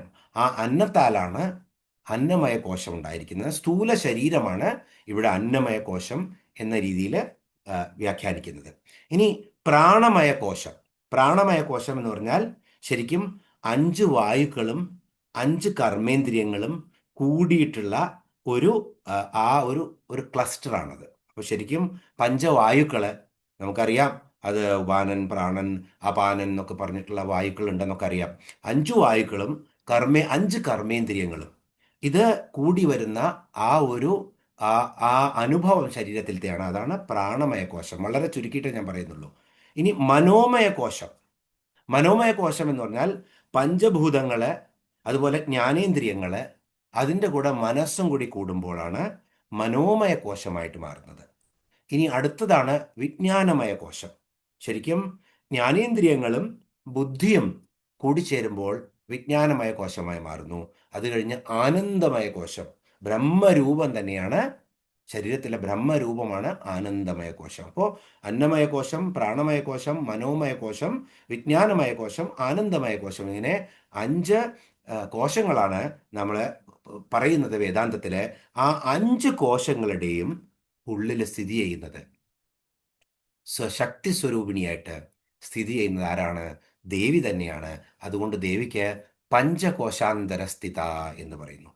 ശരിക്കും ശ്രീചക്രരൂപിണി ആയിട്ട് നമ്മൾ സങ്കല്പിക്കുമ്പോൾ ദേവിയെ, ഈ ശരീരത്തെ ശ്രീചക്രത്തോട് ഉപമിക്കാം, ബ്രഹ്മാണ്ടത്തെ ശ്രീചക്രത്തോട് ഉപമിക്കാം. അപ്പോൾ ഓരോ ആവരണങ്ങളുണ്ട് ശ്രീചക്രത്തിന്, അല്ലേ? പുറത്തേക്കുള്ള 4 ആവരണങ്ങൾ, അത് കഴിഞ്ഞ് ത്രികോണങ്ങൾ, ഊർധ്വമുഖവും അധോമുഖവുമായിട്ടുള്ള ത്രികോണങ്ങൾ, ഇതൊക്കെ കഴിഞ്ഞാൽ ഏറ്റവും നടുവിലുള്ള ഒരു ബിന്ദുവാണ്. ആ ബിന്ദുവിനെ ബിന്ദുമണ്ഡലവാസിനി എന്ന് പറയുന്നു. അപ്പോൾ ഇവിടെ പഞ്ചകോശാന്തരസ്ഥിത എന്ന് പറഞ്ഞാൽ ആ ശ്രീചക്രത്തിൻ്റെ മധ്യത്തിൽ ബിന്ദുമണ്ഡലവാസിനിയായിട്ട് സ്ഥിതി ചെയ്യുന്നവളാണ്. അല്ലെങ്കിൽ ഈ ബ്രഹ്മാണ്ടത്തിൽ നാദബ്രഹ്മത്തിൻ്റെ ഉറവിടമായിട്ടുള്ള ബിന്ദുവായി സ്ഥിതി ചെയ്യുന്നവളാണ് ദേവി. അതുകൊണ്ട് ദേവി പഞ്ചകോശാന്തരസ്ഥിത എന്നറിയപ്പെടുന്നു. ഇനി ശരിക്കും നമ്മൾ ഈ 5 കോശങ്ങളെക്കുറിച്ചും നമ്മൾ ആലോചിക്കുമ്പോൾ നമുക്കറിയാം ഓരോ ക്ഷേത്രം. ഇപ്പം ക്ഷേത്രത്തിൽ പോയി കഴിഞ്ഞാൽ ക്ഷേത്രത്തിന് മതിൽക്കെട്ടുകൾ ഉണ്ടായിരിക്കും. മതിൽക്കെട്ടുകൾ കഴിഞ്ഞ് അതിൻ്റെ ഓരോ കഴിഞ്ഞ് ശ്രീകോവിലിൽ എത്തുമ്പോഴേക്കും ഓരോ ആവരണങ്ങളായിട്ടാണ് ക്ഷേത്രത്തിനെയും സങ്കല്പിച്ച് വെച്ചിരിക്കുന്നത്. അപ്പോൾ എവിടെ അതിൻ്റെയൊക്കെ ഉള്ളിലാണ് ആ ബ്രഹ്മം ഇരിക്കുന്നത്, കുടികൊള്ളുന്ന ക്ഷേത്രത്തിൽ. അപ്പോൾ ഓരോ ആവരണങ്ങളായിട്ടുള്ള ആ മതിലുകൾക്കും ചുറ്റമ്പലങ്ങൾക്കും ഒക്കെയും അത് പഞ്ചകോശാന്തരം. അപ്പം ക്ഷേത്രത്തെയും പഞ്ചകോശാന്തര സ്ഥിത എന്ന് പറയുന്നു. ക്ഷേത്രത്തിനകത്തിരിക്കുന്ന ആ ചൈതന്യം പഞ്ചകോശാന്തര സ്ഥിത എന്ന് പറയുന്ന ബ്രഹ്മം തന്നെയാണ്. അതുകൊണ്ട് ദേവിക്ക് ഓം പഞ്ചകോശാന്തര സ്ഥിതായേ നമ എന്ന് പറഞ്ഞ് നമസ്കരിക്കാം. ആ ദേവിക്ക് നമസ്കാരം. ഇനി 429 നാമം നിസ്സീമ മഹിമ. വളരെ എളുപ്പമുള്ളതാണ്. നിസ്സീമം. സീമ എന്ന് പറഞ്ഞാൽ അതിര്, അതിർത്തി എന്നൊക്കെയാണ്. നിസ്സീമം എന്ന് പറഞ്ഞാൽ ഒരതിർത്തിയുമില്ലാത്ത മഹിമയോട് കൂടിയവൾ. ദേവി ഇത്രയൊക്കെ വിശാലയാണ്. അപ്പൊ ദേവി നിസ്സീമ മഹിമയാണ്. ഒരു പരിധിയും ദേവിക്കില്ല. ശരിക്കും വ്യക്തിഗതമായിട്ടുള്ള മഹിമ അതിന് പരിധിയുണ്ട്. എത്ര വലിയ ആളാണെങ്കിലും. സംഗീത സാമ്രാട്ടായ താൻസനാണ്, അദ്ദേഹത്തിന് പരിധിയുണ്ട്. നാരദൻ ഗംഭീരമായിട്ട് വീണ വായിച്ചു തരുന്നു. സരസ്വതി കച്ചപി വീണ നമ്മൾ നേരത്തെയും കണ്ടു. ദേവിയുടെ കച്ചപി വീണാനാദം ഭേഷ് ഭേഷ് എന്ന് ഇങ്ങനെ ത്രിപുരസുന്ദരി അത് കേട്ടിട്ട് ഒന്ന് പറഞ്ഞു അത്രേ. ആ കേട്ടിട്ടുള്ള ഭേഷ് ഭേഷ് എന്നുള്ള ആ ശബ്ദത്തിലെ വളരെ നന്നായി എന്ന് ദേവി പറഞ്ഞ ശബ്ദത്തിലെ സ്വരമാധുര്യവും ലയവും താളവും ഒക്കെ കേട്ടിട്ട് സരസ്വതി ദേവി തൻ്റെ കച്ചപി വീണ മടക്കി വെച്ച് ഓടിപ്പോയി എന്നാണ് ആര് പറയുന്നത്? ആചാര്യസ്വാമികളെ സൗന്ദര്യലഹരിയില് പറഞ്ഞിരിക്കുന്നത്. അപ്പോൾ ഇത്രയും മഹിമയുള്ളതാണ് ദേവി. ആ മഹിമയ്ക്ക് ദേവിക്ക് ഒരു സീമയുമില്ല. ലോകമാതാവ് അനുവദിച്ചു കൊടുത്തിട്ടുള്ള മഹിമയൊക്കെയാണ് നമുക്കൊക്കെ ഉള്ളൂ. എന്ത് നമ്മൾ ചെയ്യുകയാണെങ്കിലും എന്ത് കഴിവ് നമ്മൾക്കുണ്ടെങ്കിലും ഒരു കാര്യം ഓർത്തോളുക, ആ ജഗത് ജനനി തന്നിട്ടുള്ള ആ കരുണയുടെ ആ ഒരു അംശം മാത്രമാണത് എന്നോർത്ത് എന്നും വണങ്ങുക. എന്നാൽ അതൊക്കെ നിലനിൽക്കും. അപ്പോൾ ദേവിയുടെ മഹിമ മഹത്തായതാണ്. തനീയാംസും പാംസും എന്ന് പറഞ്ഞിട്ടാണ് എങ്ങനെയാണ് ഈ ബ്രഹ്മാണ്ടം ബ്രഹ്മാവ് ഉണ്ടാക്കിയത് എന്ന് ആചാര്യസ്വാമികൾ പറയുന്നുണ്ട്. തനീയാംസും പാംസും ഒരു പൊടി അല്ലേ, ദേവിയുടെ ചരണ കമലത്തിലത്തെ ഒരു ധൂളി എടുക്കും. ഒരു വലിയ കഷ്ണം എടുക്കാൻ പറ്റില്ല ബ്രഹ്മാവിന്. അത് തന്നെ എടുത്തിട്ട് ബ്രഹ്മാണ്ടമാക്കി മാറ്റാൻ പറ്റി എന്നാണ് പറയുന്നത് ആചാര്യസ്വാമികൾ. നമ്മളല്ല പറയുന്നത്, കവിയല്ല പറയുന്നത്, കാളിദാസനും അല്ല പറയുന്നത്, ആചാര്യസ്വാമികളാണ് എഴുതി വെച്ചിരിക്കുന്നത്. ബ്രഹ്മം എന്താണെന്ന് നേരിട്ടറിഞ്ഞ അദ്ദേഹം തന്നെയാണ്, സാക്ഷാൽ ശങ്കരൻ തന്നെയാണ് അദ്ദേഹം പറഞ്ഞതാണ്. അപ്പോൾ ഓർത്തുകൊള്ളുക, ദേവിയുടെ മഹിമ നിസ്സീമമാണ്. അതുകൊണ്ട് ദേവി നിസ്സീമ മഹിമ എന്നുള്ള നാമത്തിൽ അറിയപ്പെടുന്നു. ആ നാമം ജപിച്ചുകൊണ്ട് നമുക്ക് ദേവിയെ സ്തുതിച്ച് 430 നാമത്തിൽ പോവാം. 430 നാമമാണ് നിത്യയൗവന. നിത്യയൗവന, എന്നും യൗവനത്തിൽ കഴിയുന്നവൾ. അപ്പോൾ ദേവി കാലാതീതയാണ്. നമ്മൾ കണ്ടു ഇതൊക്കെ. കാലാതീതയാണ് ദേവി. ദേവിക്ക് ജനനവുമില്ല മരണവുമില്ല. ഈ നമ്മൾ ത്രിമൂർത്തികൾക്ക് പോലും ജനനമരണങ്ങളുണ്ട്. ഓരോ പ്രാവശ്യവും അവർക്ക് വീണ്ടും അവതരിച്ചു വരണം. പക്ഷെ ദേവി അപ്പോഴും കാലാധിവർത്തിയായിട്ട് അങ്ങനെ നിൽക്കുകയാണ്, ഇതിനൊക്കെ സാക്ഷിയായിട്ട്. അതുകൊണ്ട് ദേവി എന്നും യൗവനയുക്തയാണ്. ഈ തിഥികളൊന്നും കലകളൊന്നും ദേവിയെ ബാധിക്കുന്നില്ല എന്ന് നമ്മൾ ദേവിയുടെ ഇതിൻ്റെ മുന്നത്തെ നാമം വന്നപ്പോഴും കണ്ടു. അപ്പോൾ കാലാതീതയാണ് ദേവി. ചന്ദ്രന് വരുന്നത് പോലെ പിന്നെ പുഷ്ടിയും വൃദ്ധിയും ക്ഷയവും ഇല്ല. അതുപോലെ തന്നെ സൂര്യന് വരുന്നത് പോലെ ഉദയവും അസ്തമയവും ഒന്നും ദേവിക്കില്ല. ദേവി സദാ യൗവനയുക്തയാണ്, കാലാതിവർത്തിയാണ്. ആ ദേവിക്ക് നിത്യയൗവനമാണ്. ജീവിതചക്രം ദേവിയെ ബാധിക്കുന്നില്ല. അതുകൊണ്ട് ദേവിയുടെ നാമം നിത്യയൗവന എന്നുള്ളതാണ്. അപ്പോൾ ദേവിയെ ആ നാമത്തിൽ നമുക്ക് സ്തുതിക്കാം. ഓം നിത്യയൗവനായേ നമ എന്ന് പറഞ്ഞ് 431 നാമം മദശാലിനി. ശ്ലോകത്തിലെ 91 ശ്ലോകത്തിലെ അവസാനത്തെ നാമമാണ് മദശാലിനി. ഇതിൻ്റെ തന്നെ കണ്ടിന്യൂവേഷനാണ് ഇനി വരുന്ന 2-3 നാമങ്ങൾ. ഈ മദശാലിനി എന്നുള്ളത്, മദശാലിനി, ശാലിനി എന്ന് പറഞ്ഞാൽ ശാലിക്കുക എന്ന് പറഞ്ഞാൽ ശോഭിക്കുക എന്നാണ് അർത്ഥം. സംസ്കൃതത്തിലെ ശാലതേ എന്നുള്ള വാക്കുകളിൽ നിന്നാണ് ശോഭതേ എന്നാണ്. അപ്പോൾ ശാലിക്കുക എന്ന് പറഞ്ഞാൽ ശോഭിക്കുക എന്നുള്ളതാണ് അർത്ഥം. അപ്പോൾ മദശാലിനി എന്ന് പറഞ്ഞാൽ ശരിക്കും മതത്തോട് കൂടിയവൾ, അല്ലെങ്കിൽ മതത്താൽ ശാലിക്കുന്നവൾ, മതത്താൽ ശോഭിക്കുന്നവൾ എന്നാണ് അർത്ഥം ശരിക്കും. അപ്പോൾ ശരിക്കും യൗവനം, ദേവി നിത്യയൗവനയാണെന്ന് പറഞ്ഞു. ആ യൗവനത്തിൽ നിന്നും ഉണ്ടാവുന്ന ആ സൗന്ദര്യത്തിൻ്റെ ഒരു മതമുണ്ട്, മനസ്സിൽ വരുന്ന ആ ഒരു മതം. ആ മതവും യൗവനയുക്തയോട് ആയിരിക്കുന്ന ദേവിയുടെ ആ മതത്തിനെയും ഇവിടെ അതോടുകൂടി ശോഭിക്കുന്നവളാണ് ദേവി. അതുകൊണ്ടും ദേവിയെ മതശാലിനി എന്ന് പറയുന്നു. ഇനി ഇവിടെ നമ്മൾ എന്താണ് മതം എന്ന് ഒന്ന് നമുക്ക് നോക്കാം. കാരണം മതം ശരിക്കും എന്താണ്? ബ്രഹ്മാനന്ദം തന്നെയാണ്. ബ്രഹ്മാനന്ദം ആണ് ഇവിടുത്തെ മതം. കാരണം പലതരത്തിലുള്ള മതങ്ങളുമുണ്ട്. ശരിക്കും നമ്മൾ മദ്യം കഴിച്ചതിന് ശേഷം വരുന്ന മതത്തെ, മത്ത് പിടിക്കുന്നതിന് മതം എന്ന് പറയും. അതിന് നമ്മൾ കൂട്ടി യോജിപ്പിച്ചിട്ടുള്ള അർത്ഥം ഇവിടെ പറയും. ആദ്യം നമുക്ക് ശരിക്കും അതിൻ്റെ തത്വമായിട്ടുള്ള അർത്ഥം നോക്കാം. മതശാലിനി എന്ന് പറഞ്ഞാൽ ബ്രഹ്മാനന്ദം അനുഭവിച്ചിട്ട് ഉന്മത്തയായവളാണ് ദേവി. കാരണം ദേവി ആ കുളാമൃതൈക രസിക എന്നുള്ള നാമം നമ്മൾ കണ്ടു. കുളാമൃതൈക രസിക, അത് തന്നെയാണ് ഇവിടെ മതശാലിനി. ആ കുളാമൃതം എങ്ങനെ ആ മൂലാധാര ചക്രത്തിലിരിക്കുന്ന ദേവി ഷഡ്ചക്ര എല്ലാം ഭേദിച്ച് ആജ്ഞാചക്രത്തിൽ നിന്നും സഹസ്രാരത്തിലേക്ക് പോകുമ്പോൾ സദാശിവനുമായി രമിക്കുകയാണ് ചെയ്യുന്നത്. അപ്പോൾ ഉണ്ടാവുന്ന അമൃതധാര, അതാണ് കുളാമൃതം എന്നൊക്കെ നമ്മൾ കണ്ടു. ആ കുളാമൃതത്തിൽ ഈ സാധകൻ അലിഞ്ഞു നിൽക്കുമ്പോഴാണ് ആൾക്ക് ബ്രഹ്മാനന്ദ അനുഭൂതി ഉണ്ടാവുന്നത്. ആ ദേവി തന്നെ ആ കുളാമൃതത്തിൽ ഇങ്ങനെ രസിച്ചു നിൽക്കുകയാണ്. അതാണ് ശരിക്കും എന്ത് പറയുന്നത്? ബ്രഹ്മാനന്ദം. ആ ബ്രഹ്മാനന്ദം അനുഭവിച്ച് ആ ഉന്മത്തതയോടുകൂടി ഇരിക്കുന്നവളാണ് ദേവി. അതുകൊണ്ട് ദേവിയെ മതശാലിനി എന്ന് വിളിക്കുന്നു. അപ്പോൾ ശരിക്കും പറഞ്ഞാൽ ഒരു കലർപ്പുമില്ലാത്ത ആനന്ദം, അതാണ് ബ്രഹ്മാനന്ദം. ഒന്നും ചേർന്നിട്ടില്ല അതിനകത്ത്.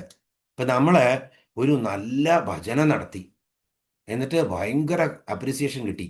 അപ്പോൾ നമുക്ക് ഗംഭീരം, ഭയങ്കര ആനന്ദമായിരിക്കും. എന്താ ആനന്ദം? ബ്രഹ്മാനന്ദാണോ? അല്ല.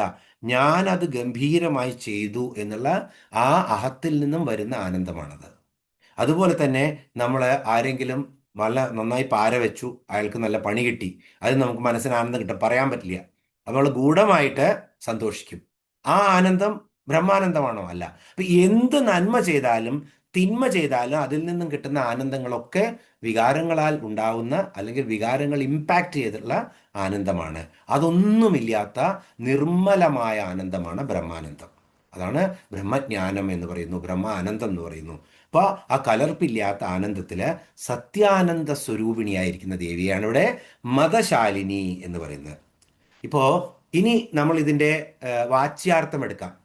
വാച്യാർത്ഥത്തില് ദേവി മഹാത്മ്യത്തില് 3-ാം അധ്യായത്തില് ദേവിയും മഹിഷാസുരനുമായിട്ടുള്ള യുദ്ധം വർണ്ണിക്കുന്നുണ്ട്. അപ്പോൾ ഒരു ശ്ലോകം, അതിൻ്റെ ശ്ലോകത്തിൻ്റെ ഒരു ഭാഗം പറയാം ഞാൻ. ഗർജ ഗർജ ക്ഷണം മൂഢ മധുയാവത് പിബാമ്യഹം എന്നാണ് ദേവി പറയുന്നത്. ഹേ മൂഢ, ഹേ മൂഢനായിട്ടുള്ള മഹിഷാസുര, നീ ഗർജ ഗർജ ഗർജിച്ചുകൊണ്ടേയിരിക്കൂ. ദൈവമാജ്ഞം വായിക്കുന്നവരായിരിക്കും മിക്കവാറും ആളുകൾ, അപ്പോൾ അവർക്കൊക്കെ പരിചയം ഉണ്ടായിരിക്കും. മധുയാവത് പിബാമ്യം, ഈ മധു ഞാൻ കുടിക്കട്ടെ, അത് കഴിഞ്ഞാൽ നീ ഗർജിക്കില്ല. ഈ പേടിച്ചരണ്ട് നിൽക്കുന്ന ദേവൻ, അടുത്ത വരികളാണത്, ദേവന്മാർ ഗർജിക്കും നിന്നോട്, നിന്നെ ഞാൻ വധിച്ചു കഴിഞ്ഞാൽ. ഈ എൻ്റെ ശക്തി കൂട്ടട്ടെ ഞാൻ ഈ മധുപാനം ചെയ്തിട്ട് എന്ന് ദേവി പറയുന്നുണ്ട്. അതിന് അവസാനം വീണ്ടും പറയുന്നുണ്ട്, അത് നമ്മൾ അടുത്ത മതകൂർണിത രക്താക്ഷി എന്നുള്ള നാമം പറയുമ്പോൾ പറയും. അപ്പോൾ ശരിക്കും എന്താണ് ഇവിടെ? Altered consciousness. നമുക്ക് സാധാരണ മനുഷ്യനെ ഈ ബ്രഹ്മാനന്ദോ അല്ലെങ്കിൽ കുളാമൃതോ ഒന്നും കോംപ്രഹെൻഡ് ചെയ്യാൻ പറ്റില്ല. അപ്പോൾ അതിൻ്റെ അടുത്ത് നിൽക്കുന്ന ക്ഷണികമായിട്ടുള്ള ഒരു വസ്തുവാണ് മദ്യത്തിൽ നിന്നുള്ള ലഹരി. അപ്പോൾ അത് കാണിച്ചു തരാണ്. അത് പാനം ചെയ്ത് കഴിഞ്ഞാൽ നമ്മുടെ കോൺഷ്യസ്നെസ് ആൾട്ടേർഡ് ആയി പോകും. നമ്മളുടെ കോൺഷ്യസ് ആയി ചെയ്യാൻ പറ്റാത്ത കാര്യങ്ങളൊക്കെ നമുക്ക് ചെയ്യാൻ പറ്റും, അമിതമായിട്ട് മദ്യപാനം ചെയ്ത് കഴിഞ്ഞാൽ, അല്ലേ? അപ്പോൾ അങ്ങനെ വരുമ്പോൾ നമ്മൾ തെറി വിളിക്കും വേണം ആളുകളെ, ഗട്ടറിലും കിടക്കും. അപ്പോൾ ഇതൊക്കെ എന്തുകൊണ്ടാണ്? Altered consciousness. അപ്പോൾ ദേവിക്ക് ഇവിടെ ആ ക്ഷാത്ര ഗുണം വേണം. ആ ഗുണം കാണിക്കാൻ വേണ്ടിയിട്ടാണ് ദേവിയുടെ എന്ത് പറയുന്നത്? ഞാൻ ഇനിയും മധുപാനം ചെയ്യട്ടെ, എന്നിട്ട് നിന്നെ ഞാൻ കാണിച്ചു തരാം നിന്റെ അട്ടഹാസം എന്താണെന്ന്. ഇപ്പോൾ ഒരു കയ്യിൽ, വലതു കയ്യിൽ മധുവിൻ്റെ ചഷകവും അതുപോലെ തന്നെ ഇടത് കൈ കൊണ്ട് അത് ഇങ്ങനെ കുടിക്കാൻ നിൽക്കുമ്പോഴാണ് ഈ പാറകളൊക്കെ പറിച്ച് മഹിഷാസുരൻ ദേവിയുടെ ശരീരത്തിലേക്ക് എറിയുന്നത് അത്രേ. അപ്പോൾ ആ ദേവിയുടെ ശരീരം അത് ഒരു കൈ കൊണ്ട് തടുക്കുകയാണ് ദേവി, എന്നിട്ട് മധു കുടിക്കുകയാണ്. അപ്പോൾ അവിടുന്ന് ഗർജിക്കുകയാണ്. അത് കണ്ടിട്ട് മഹിഷാസുരൻ.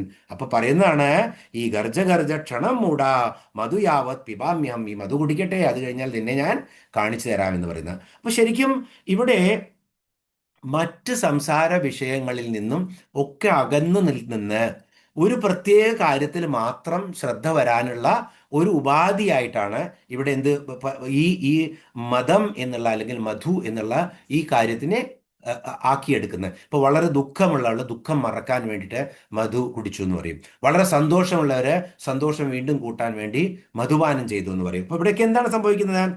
ആനന്ദത്തിന്റെ മത്തിൽ ആറാടി നിൽക്കുന്ന ക്ഷണികതയെ ക്ഷണിച്ചു വരുത്തുകയാണ് ഇത് ചെയ്യുന്നത്. അതുകൊണ്ടുള്ള ദോഷങ്ങളെക്കുറിച്ച് നമുക്കിവിടെ ആരും പറയേണ്ട ആവശ്യമില്ല. അപ്പോൾ ഇതാണ് ഇവിടുത്തെ ശരിക്കും വാചികമായിട്ടുള്ള അർത്ഥം. താത്വികമായിട്ടുള്ള അർത്ഥം മതശാലിനി എന്ന് പറഞ്ഞാൽ ഒരു കറയും പുരളാത്ത ആ എന്താ പറയുക, ബ്രഹ്മാനന്ദം സ്വരൂപമായിട്ട് ദേവി നിൽക്കുന്നു. ആ സ്വരൂപത്തിലുള്ള ദേവിയാണ് മതശാലിനി എന്നറിയപ്പെടുന്നത്. ആ ദേവിക്ക് നമസ്കാരം. നമുക്ക് ഈ ശ്ലോകം ഒന്ന് ചൊല്ലിയതിനു ശേഷം അടുത്ത ശ്ലോകത്തിലേക്ക് പോകാം. തത്വാസനാ തത്വമയി പഞ്ചകോശാന്തരസ്ഥിത നിസീമ മഹിമാ നിത്യ യൗവനാ മതശാലിനി.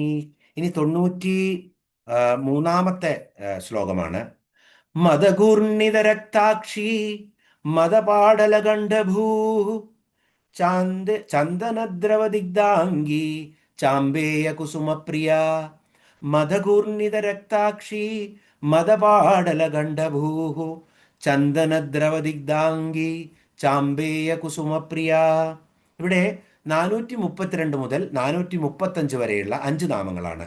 പെട്ടെന്ന് നോക്കാം. മദഗൂർണിത രക്താക്ഷി. അപ്പൊ കഴിഞ്ഞ നാമത്തിൽ തന്നെ മതശാലിനി എന്നുള്ള വാച്യാർത്ഥം എടുത്തിട്ട് നമുക്ക് ആദ്യം മുന്നിലേക്ക് പോവാം. ശരിക്കും മതം എന്നുള്ളത് നമ്മൾ അതിൻ്റെ ആന്തരികമായ അർത്ഥം പറയുമ്പോൾ വിഷയങ്ങളുടെ സംസർഗമില്ലാത്ത നിത്യ ആനന്ദമാണ് മതം എന്ന് നമ്മൾ കണ്ടു. അപ്പോൾ ഇവിടെ വാച്യാർത്ഥം എടുക്കുമ്പോൾ അത് മദ്യപാനം കൊണ്ടുള്ള മതം എന്നായി വരും. അപ്പോൾ ഇവിടെ എങ്ങനെയാണ്? ഘൂർണിതം എന്ന് പറഞ്ഞാൽ മദഘൂർണിത രക്താക്ഷി. ഘൂർണിതം എന്ന് പറഞ്ഞാൽ എന്താണ്? ഘൂർണനം ചെയ്യുക എന്ന് പറഞ്ഞാൽ ചുറ്റുക, ചുഴറ്റുക, കറക്കുക. അപ്പോൾ ദേവിയുടെ കണ്ണുകൾ, അല്ലെങ്കിൽ ഒരു മദ്യപൻ നല്ലോണം മദ്യപാനം ചെയ്ത് കഴിഞ്ഞാൽ ഒന്നാമത് അയാൾക്ക് സ്ഥിരത വരില്ല, ഭയങ്കരമായി കുടിച്ചാൽ ആടും. അതുപോലെ തന്നെ അവരുടെ കണ്ണ് സ്ഥിരമായി നിൽക്കില്ല, ആരും നോക്കാൻ പറ്റില്ല, ഇങ്ങനെ കണ്ണ് കറങ്ങിക്കൊണ്ടിരിക്കും. അപ്പോൾ ഇവിടെ മതം കൊണ്ട് ഘൂർണിതമായിട്ടുള്ള കറങ്ങുന്ന രക്തനിറത്തിലുള്ള അക്ഷി, ചുമന്ന നിറത്തിലുള്ള കണ്ണുകളോട് കൂടിയവളാണ് ദേവി. ഇപ്പം ഇതിവിടെ ശരിക്കും ദേവിയുടെ സ്ഥൂലരൂപവർണ്ണനയാണ്, സൂക്ഷ്മരൂപവർണ്ണനയല്ല. ശരിക്കും നമ്മൾ വാച്യാർത്ഥം എടുക്കുകയാണെങ്കിൽ മതം കൊണ്ട് ഘൂർണിതമായിട്ടുള്ള മധുപാനം കൊണ്ട് മത്തയായിട്ട് അല്ലെങ്കിൽ ആനന്ദലഹരിയിൽ ആറാടിയിട്ട് അങ്ങനെ ഘൂർണിതയായിട്ടുള്ള കറങ്ങിക്കൊണ്ടിരിക്കുന്ന ആ കൃഷ്ണമണികളോട് കൂടിയിട്ടുള്ള ആ കണ്ണുകളോട് കൂടിയവൾ, രക്തമയമായ കണ്ണുകളോട് കൂടിയവൾ, ആ ദേവിക്ക് നമസ്കാരം. മതഘൂർണിത രക്താക്ഷിയേ നമ. ഇപ്പോൾ ഘൂർണിതം എന്ന് പറഞ്ഞാൽ ഭ്രമണം ചെയ്യുന്നത് അല്ലെങ്കിൽ കറങ്ങുന്നത്. ഇനി ശരിക്കും നമ്മൾ ദേവി മഹാത്മ്യത്തിൻ്റെ 3-ാം അധ്യായത്തിൽ കഴിഞ്ഞ ശ്ലോകത്തിൻ്റെ അവസാനത്തിലേക്ക് പോവുകയാണെങ്കിൽ ദേവി എന്താ പറയുന്നത്? തദക്രുദ്ധ ജഗന്മാത ചണ്ഡികാ പാനമുത്തമം പവൗ പുനശ്ചൈവ ജഹസ അരുണലോചന എന്നാണ് പറയുന്നത്. തദക്രുദ്ധ ജഗന്മാത. അങ്ങനെ ഈ മഹിഷാസുരൻ്റെ ഈ അട്ടഹാസം കേട്ട് ദേഷ്യം വന്നിട്ട് കുടിച്ചുകൊണ്ടിരുന്ന ദേവി എന്താണ്? ചണ്ഡികാ പാനമുത്തമം, വീണ്ടും വീണ്ടും കുടിച്ചിട്ട് പപൗ പുന, പിന്നെയും കുടിച്ചു. എന്നിട്ട് എന്താ? പുനശ്ചൈവ ജഹാസ അരുണലോചന.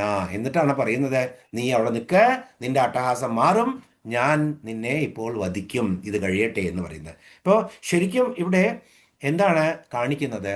ആ ദേവിയുടെ ക്രൗര്യം വർദ്ധിക്കുന്ന ആ ഒരു രൂപമാറ്റമാണ്. ദേവി വളരെ, നമ്മൾ നേരത്തെ കണ്ടു, അരയന്നപ്പിട പോലെയാണ് ദേവി, അല്ലേ? പാർവതിയൊക്കെ നമ്മൾ കാണുന്നത് എത്ര മനോഹരമായിട്ടാണ്. ആ പാർവതി തന്നെയാണ് ഈ ശക്തി. അപ്പോൾ ഇവിടെ പറയാൻ ഉദ്ദേശിച്ചത് എന്താ വെച്ചാൽ, ആ ശക്തി ദേവിയിലേക്ക് ആവാഹിക്കണമെങ്കിൽ ദേവിയുടെ ആ രൂപമാറ്റമാണ്, ആൾട്ടേർഡ് കോൺഷ്യസ്നെസ് ആണ് ഇവിടെ സൂചിപ്പിക്കുന്നത്. അത് നമ്മൾക്ക് അറിയാൻ പറ്റില്ല. അതുകൊണ്ടാണ് നമ്മൾ ഈ കുളാർണവ തന്ത്രത്തിലെ ശ്ലോകം പീത്വാ പീത്വാ പുനഃപീത്വാ യാവത് പദ്ധതി ഭൂതലേ ഉത്ഥാപയ പുനഃപീത്വ എന്നുള്ള ശ്ലോകം, കുടിക്കുക വീണ്ടും കുടിക്കുക എന്ന് പറഞ്ഞപ്പോൾ നമുക്കത് മദ്യപാനമായി തോന്നിയത് അവിടെ ശരിക്കും കുണ്ടലിനിയുടെ ശ്ലോകമായിരുന്നു അത് എന്നുള്ളത്. അത് തന്നെയാണ് ഇവിടെ. പക്ഷെ ഇപ്പോൾ മതം സൗഭാഗ്യസ്കരത്തിലെ ഭാസ്കരാചാര്യര് മതം എന്ന് വിശേഷിപ്പിക്കുന്ന എന്തിനാണ്? വിഷയാന്തര സമ്പർക്കശൂന്യ ആനന്ദൈക വിഷയേകോ വൃത്തിവിശേഷോ മതസ്ഥേന ശാലതേ ശോഭതേ എന്നാണ് പറയുന്നത്. അപ്പോൾ വിഷയാന്തരങ്ങളിലൊന്നും സമ്പർക്കമില്ലാതെ ആനന്ദം മാത്രം ആ ഒരു എന്താ പറയുക അനുഭൂതിയായിട്ട് ഒന്നിലും ചേരാതെ അങ്ങനെ നിൽക്കുന്ന ആ അവസ്ഥയ്ക്കാണ് സൗഭാഗ്യസ്കരത്തിലെ ഈ മതം എന്ന വാക്കിന് ഭാസ്കരാചാര്യർ ഈ എല്ലാ നമ്മൾ പറയുന്ന ഇപ്പം ഞാൻ ഈ പറയുന്നതും അതുപോലെ ഇത് പുസ്തകങ്ങളിലുള്ള എഴുതിയതും പിന്നെ ആചാര്യന്മാർ പറയുന്നതും ഒക്കെ 90% സൗഭാഗ്യസ്കരത്തില് ഭാസ്കരാചാര്യര് വിശേഷിപ്പിച്ചിട്ടുള്ള വിശേഷണങ്ങൾ ഉപയോഗിച്ചിട്ടാണ്. അതുകൊണ്ട് പലപ്പോഴും നമ്മൾ ഭാസ്കരാചാര്യരെ കോട്ട് ചെയ്യും. ഈ സൗന്ദര്യലഹരി ആണെങ്കിലും അതുപോലെ നമ്മൾ ലളിതാസഹസ്രനാമം പ്രത്യേകിച്ചും ലളിതാസഹസ്രനാമം വിവരിക്കുമ്പോൾ അപ്പോൾ ഒരു കലർപ്പും കൂടാത്ത ആനന്ദമാണ്. ആ ആനന്ദം അനുഭവിച്ചിട്ട് അങ്ങനെ ചെറുതായിട്ട് ദേവിയുടെ ആ കണ്ണുകൾ ഇങ്ങനെ ചുമന്നിട്ടുണ്ട്, ചുഴന്നുകൊണ്ടിരിക്കുന്നുണ്ട്. അങ്ങനെയുള്ള ആ ദേവിക്ക് നമസ്കാരം. ഇനി മധുവിദ്യ എന്ന് പറഞ്ഞാൽ സാമവേദത്തിലെ ഛാന്തോക്യോപനിഷത്തില് ഒരു ബ്രഹ്മാനന്ദം തരാനുള്ള ജ്ഞാനത്തെക്കുറിച്ചിട്ടുള്ള ഒരു വിദ്യയാണ്. ആലോചിച്ച് നോക്കൂ. അപ്പോ മധു എന്ന് പറഞ്ഞാൽ ഇതിനൊക്കെ നമ്മളുടെ പരിമിതമായ ബുദ്ധിയിൽ അത് അനുഭവിക്കാൻ വേണ്ടിയിട്ടാണ് മദ്യപാനം. അത് വളരെ എത്ര നമ്മളുടെ കേപ്പബിലിറ്റി കുറവാണ് എന്ന് മനസ്സിലാക്കാം. അപ്പൊ മധുവിദ്യ എന്ന് പറഞ്ഞിട്ടുള്ള ആ മധു സാമവേദത്തിലുള്ള ഛാന്തോക്യോപനിഷത്തിലെ ബ്രഹ്മാനന്ദം തരാൻ വേണ്ടിയിട്ടുള്ള ജ്ഞാനത്തെക്കുറിച്ചുള്ള ഉപദേശ മന്ത്രമാണ് അല്ലെങ്കിൽ വിദ്യയാണ് മധുവിദ്യ എന്ന് പറയുന്നത്. ശരിക്കും നമുക്കൊന്നുകൂടി ഉറപ്പിക്കാം, ആനന്ദാധിക്യത്താൽ ബാഹ്യവിഷയങ്ങളിൽ ഒന്നും പെടാതെ ചുവന്ന ദൃഷ്ടികളോട് കൂടിയിട്ട് ചുഴറ്റി ഇങ്ങനെ നിൽക്കുന്ന ആ ദേവിയാണ് ഇവിടെ മദകൂർണിത രക്താക്ഷി. ആ ദേവിക്ക് നമസ്കാരം. 433 നാമം മദപാടല ഗണ്ഡഭൂഹു. മദപാടല ഗണ്ഡഭൂഹു. ഇവിടെ പാടലം എന്ന് പറഞ്ഞാൽ വെളുപ്പും ചുവപ്പും കൂടിയിട്ടുള്ള ഇളം ചുവപ്പിനെയാണ് പാടലം എന്ന് പറയുന്നത്. അപ്പോ എങ്ങനത്തെ ഗണ്ഡമാണ്? ഗണ്ഡം എന്താണ്?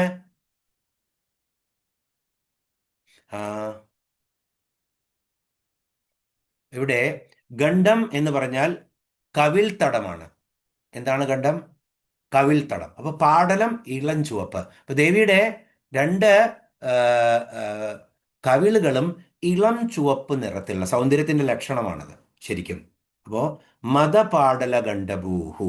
ഇപ്പൊ മദം കൊണ്ട് ഈ രണ്ട് കവിളുകളും ഇളം ചുവപ്പായ നിറത്തോടു കൂടിയവളായ ദേവി, ആ ദേവിക്ക് നമസ്കാരം എന്നാണ് പറയുന്നത്. അപ്പൊ ശരിക്കും സദാ യൗവനം കൊണ്ടും അതുപോലെ തന്നെ കാമേശ്വരനായിട്ടുള്ള തൻ്റെ പ്രിയതമനായിട്ടുള്ള പരമേശ്വരൻ്റെ ആ സാമീപ്യം കൊണ്ടും ദേവി ലജ്ജയോട് കൂടിയിട്ട് ദേവിയുടെ കവിൾത്തടങ്ങളെ അങ്ങനെ ചുവന്നു എന്നാണ് ഇതിന് മറ്റൊരർത്ഥത്തിൽ പറയുന്നത്. അങ്ങനെ ചുവന്നിട്ടുള്ള ആ ദേവിയുടെ ആ മതപാടല ഗണ്ഡഭൂഹു.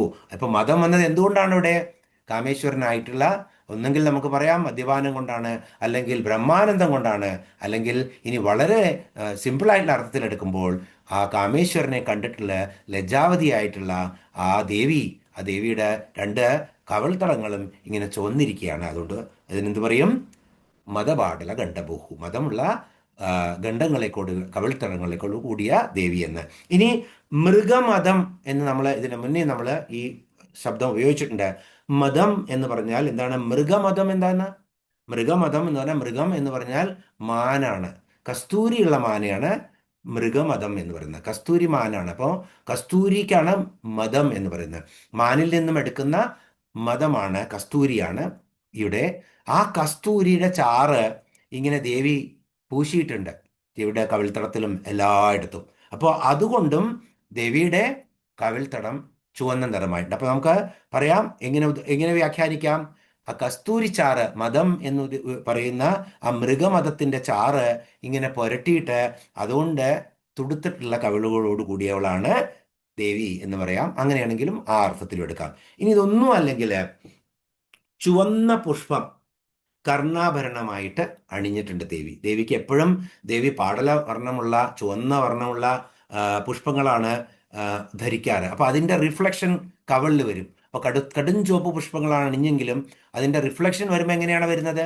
ഇളം ചുവപ്പായി മാറും അത് ശരീരത്തിലെ കവളിൽ കാണുമ്പോൾ. അങ്ങനെയും ദേവിയുടെ കവൾത്തടം ഇങ്ങനെ അരുണിമയുണ്ടായി അല്ലെങ്കിൽ പാടലവർണ്ണമുണ്ടായി എന്ന് നമുക്ക് പറയാം. എന്തായാലും ദേവി അങ്ങനെ മതം കൊണ്ട് ഇളം ചുവപ്പ് നിറമായ കവിൾത്തടത്തോടു കൂടിയവളാണ് ദേവി. ആ ദേവിക്ക് നമസ്കാരം. ഇനി 434 നാമത്തിലേക്ക് പോവാം. ചന്ദനദ്രവ ദിഗ്ധാംഗി.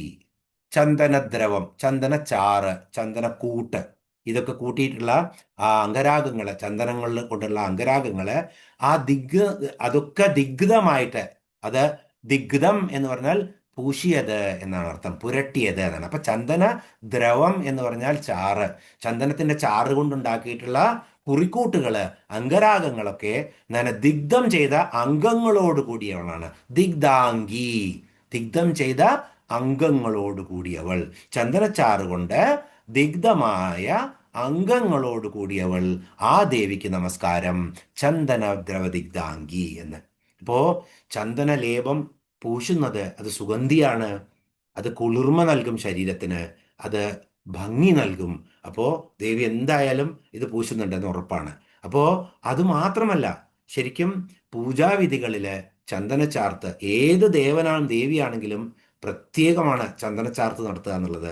അപ്പോൾ ചന്ദനം, അപ്പോൾ ഇതൊരു സാധാരണമായിട്ടുള്ളതാണ്. അതുപോലെ ദേവിയുടെ ശരീരത്തിലെ എല്ലാ അംഗങ്ങളും ഈ ചന്ദനച്ചാറ് കൊണ്ട് ഇങ്ങനെ പൊതിഞ്ഞിരിക്കുകയാണ്. ആ ദേവിക്ക് നമസ്കാരം. ഗണപതിയെ ദേവി സൃഷ്ടിക്കുന്നത് എങ്ങനെയാണെന്നും നമ്മൾ കണ്ടു അല്ലേ? നിർഭിന്ന എന്ന് പറഞ്ഞിട്ട് ഗണേശനെ സൃഷ്ടിച്ച സമയത്ത് നമ്മൾ കണ്ടതാണ്. ദേവി തൻ്റെ ശരീരത്തിലുള്ള ആ ചന്ദനച്ചാറുകളും പഞ്ചതത്വങ്ങളും കൂട്ടിയിട്ടാണ്, പൃഥ്വിതത്വം ശരീരത്തിൽ നിന്ന് എടുത്തിട്ടാണ് ദേവി ഗണപതിയെ സൃഷ്ടിച്ചത്. അതുകൊണ്ട് തന്നെയാണ് ഗണപതി പൃഥ്വിതത്വത്തിന് അധിപനാണ്. പൃഥ്വിതത്വമാണ് മൂലാധാര ചക്രം. ആ മൂലാധാര ചക്രത്തിൻ്റെ അടിസ്ഥാന ദേവതയാണ് ഗണപതി. ഇതൊക്കെ നമ്മൾ കണ്ടതാണ്. അപ്പൊ അങ്ങനെയുള്ള ആ ചന്ദന ദ്രവദിഗ്ധാംഗിയായ ദേവിക്ക് നമസ്കാരം. ഇനിയോ ചാമ്പേയ കുസുമപ്രിയ, 435 നാമം. ചാമ്പേയ കുസുമം എന്ന് പറഞ്ഞാൽ ചമ്പക പുഷ്പം എന്ന് പെട്ടെന്ന് നമുക്ക് എടുക്കാം. ദേവിക്ക് ചാർത്തുന്നതും മുടിയിൽ ചൂടുന്നതും മാലയാക്കുന്നതും ഒക്കെ ചമ്പകത്തിന്റെ പുഷ്പം വളരെ സുഗന്ധിയാണ്, വളരെ മനോഹരമാണ്, അത് ഇഷ്ടമാണ്. ഇനി ചാമ്പേയ കുസുമം എന്ന് പറഞ്ഞാൽ നാഗലിംഗ പുഷ്പം അല്ലെങ്കിൽ നാഗകേസര പുഷ്പത്തിനും പറയും. ഞാനൊരു ഫോട്ടോ എടുത്തിട്ട് ഇട്ടിരുന്നു എന്ന്. അപ്പോൾ ഇവിടെയൊക്കെ ധാരാളം നമ്മുടെ സായാജിബാഗ് ഗാർഡനിലൊക്കെ പോയി കഴിഞ്ഞാൽ ധാരാളം കാണാം. വലിയ വൃക്ഷമാണ് ഈ വൃക്ഷം. അതിൻ്റെ തടിയിൽ നിന്ന്, ഒറ്റത്തടി വൃക്ഷമാണ്, ചെറിയ ചെറിയ ബ്രാഞ്ചുകൾ മുകളിലുണ്ടാവും. നിറച്ച് പൂക്കൾ വരും അതിൻ്റെ തടിയിൽ നിന്ന് തന്നെ. ആ സീസൺ വന്നു കഴിഞ്ഞാൽ പൂവ് നല്ല വലുതാണ്, ഇത്രയെങ്കിലും ഉണ്ടാവും പൂവ്. അപ്പോൾ അതിനകത്ത് പൂവിൻ്റെ 4 വലിയ ഇതളുകൾ ഉണ്ടാവും. അത് കഴിഞ്ഞ് ഇങ്ങനെ മടങ്ങി പത്തി പോലെ ഉണ്ടാവും.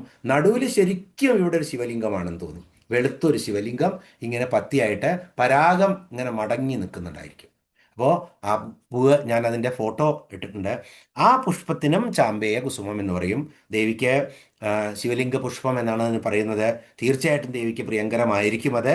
അതുകൊണ്ട് ചാമ്പേയ കുസുമപ്രിയ. അപ്പോൾ ചമ്പക പുഷ്പം പ്രിയമായിരിക്കുന്നവൾ അല്ലെങ്കിൽ നാഗലിംഗ പുഷ്പം പ്രിയമായിരിക്കുന്നവൾ, ആ ദേവിക്ക് നമസ്കാരം, ചാമ്പേയ കുസുമപ്രിയ.